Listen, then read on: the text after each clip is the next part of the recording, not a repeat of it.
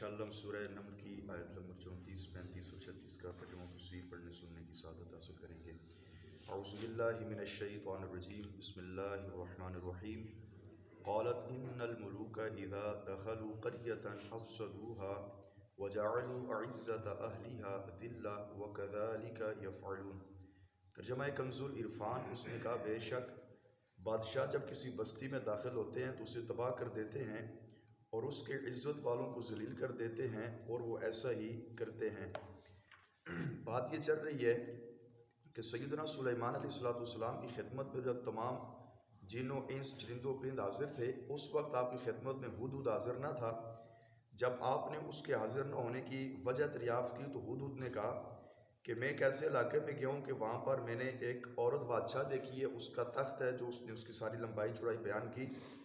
फिर सुलेमान अलैहिस्सलाम ने कहा कि अगर तुम अपने इस कहने में सच्चे हो तो आपने एक मकतूब लिखकर उस हुदहुद परिंदे को दिया और आपने फरमाया कि ये मेरा ख़त तुम जो है उस मलका, उस बादशाह औरत के पास ले जाओ। वो हुदहुद आप अलैहिस्सलाम का ख़त मलका बिल्कीस के पास लेकर गया, जिस ख़त के अंदर ये मज़मून मज़कूर था कि अल्लाह के बंदे सुलेमान बिन दाऊद की जानिब से शहर सबा की मलका बिल्कीस की तरफ बिस्मिल्लाहिर्रहमानिर्रहीम उस पर सलाम जो हिदायत कबूल करे। इसके बाद मुद्दा ये है कि तुम मुझ पर बुलंदी ना चाहो और मेरी बारगाह में इताअत के साथ जो है वो हाजिर हो जाओ। जब सुलेमान अलैहिस्सलाम का ये ख़त मलका बिल्कीस के पास पहुँचा, उसने ये ख़त वगैरह देखा और अपने करीब अपने वज़रा से उसने जब मशवरा वगैरह किया तो फिर मलका बिल्कीस कहने लगी कि जब बादशाह किसी बस्ती में दाखिल होते हैं तो उसको तबाह कर देते हैं और उसके इज़्ज़त वालों को जलील कर देते हैं।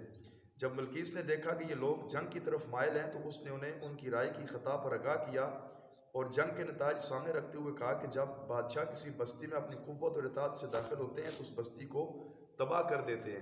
उसके कहने का मकसद ये था कि अगर हम सुलेमान अलैहिस्सलाम की बारगाह में हाजिर नहीं होते, अल्लाह के नबी से अगर हम जंग करते हैं, तो उसने कहा कि जब आप अलैहिस्सलाम अपनी कुव्वत के साथ हमारे ऊपर आएंगे तो उस वक्त हमारी बादशाह वगैरह सब कुछ तबाह हो जाएगा।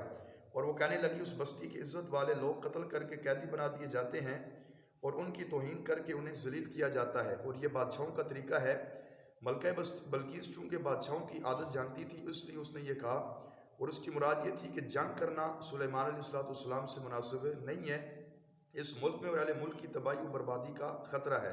व इन्नी मुरसिलतुन इलैहिम बिहदियतिन फनाज़िरतुन बिहिम यरजिउल मुरसलून, और मैं उनकी तरफ एक ऐसा तोहफा भेजने वाली हूँ, फिर देखूँगी कि कासद क्या जवाब देकर लौटते हैं। सरदारों के सामने जंग के नताइज बयान करने के बाद मलका बिल्कीस ने अपनी राय का मज़ीद इजहार करते हुए कहा कि मैं सुलेमान अलैहिस्सलाम और उनकी कौम की तरफ एक तोहफा भेजती हूँ, फिर देखूँगी कि हमारे मकासद का क्या जवाब हमें मिलता है। इससे मालूम हो जाएगा कि वो बादशाह नबी हैं कि नहीं है। तो उसने कहा कि मैं तोहफा भेज के इस बात को जान लूँगी कि जो मोहर ऊपर नबूवत की लगी हुई है कि किसी नबी की तरफ से ये ख़त है, इस बात की भी तस्दीक हो जाएगी कि ये नबी है या नहीं है। क्योंकि बादशाह इज़्ज़त व एहतराम के साथ जो है वो हदिया कबूल करते हैं, इसलिए अगर वो बादशाह हैं तो हदिया कबूल करेंगे, अगर वो नबी हैं तो वो ये हदिया कबूल नहीं करेंगे। इसके अलावा और किसी बात से राज़ी न होंगे, हम उनके दीन की पैरवी करेंगे।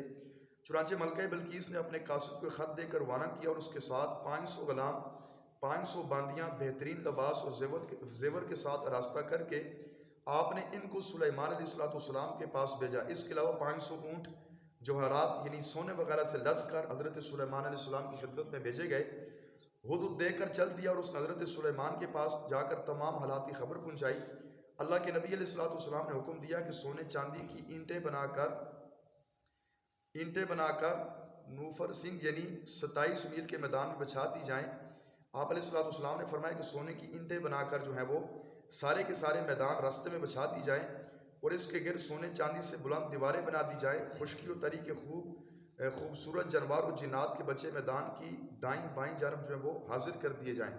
फलम्मा जा सुलैमान क़ाला अतुमिद्दूननी बिमालिन फमा आतानी अल्लाहु खैरम मिम्मा आताकुम बल अंतुम बिहदियतिकुम तफरहून।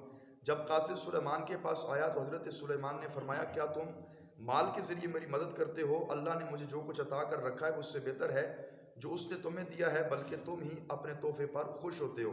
जब मलका बिल्किस का कासिद वो तोहफे लेकर हज़रत सुलेमान अलैहिस्सलाम की खिदमत में हाजिर हुआ तो आप अलैहिस्सलाम ने उससे फरमाया, क्या तुम माल के ज़रिए मेरी मदद करते हो?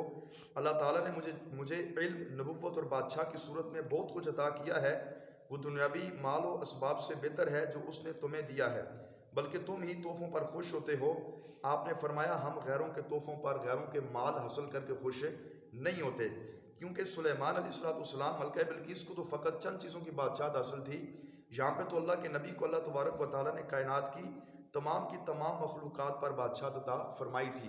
और चूँकि नबी की तबीयत के अंदर लालच तो होती नहीं, तो आप अलैहिस्सलाम ने फरमाया कि हमें आपके माल वगैरह की हाजत नहीं है, बल्कि तुम ही वो लोग हो जो तोहफ़ों पर खुश होते हो। फिर ये कासिद आप अलैहिस्सलाम से होकर मलका बिल्किस के पास लौटा और फिर मलका बिल्किस ने अपनी खुशी का इजहार किया और कहने लगी कि ये बादशाह कोई आम बंदा नहीं है, ये अल्लाह का नबी है।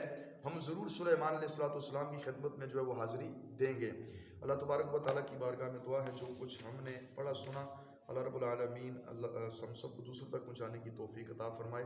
आमीन बिजाह नबील करीम सल्लल्लाहु तआला अलैहि वसल्लम।